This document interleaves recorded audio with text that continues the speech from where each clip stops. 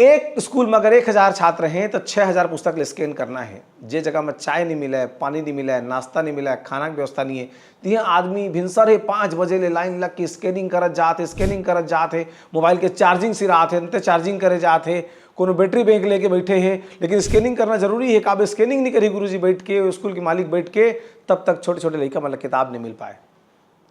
ये व्यवस्था के कारण आज छत्तीसगढ़ में पढ़ाई के लगभग 1.5 महीना निकल चुके हैं, लेकिन लड़का मतलब पुस्तक नहीं मिल पाए है। ये व्यवस्था मतलब बरात घानी जो अधिकारी रहते हैं तेमन खुद देखा कुछ करके देखे तो करें। अपन आपला जिन आदमी वो चीज़ ला फेस करने वाला है, जिन आदमी वो चीज़ ला भोगने वाला है, तेका जगह में रख के अपन आपला काब नहीं सोचा है कि चीज़ प्रैक्टिकल है कि नहीं है की। लेकिन गुरुजी मन की मजबूरी है, स्कूल मालिक मन की मजबूरी है कि भाई लड़का ला पुस्तक चाहिए तो प्रयास करे जो पढ़ी, तेकर से तीर उमन उसने करत जाते। और ये पूरा प्रक्रिया के कारण जौन किताब है 1 जुलाई तक सब स्कूल में पहुंच जाना रही से।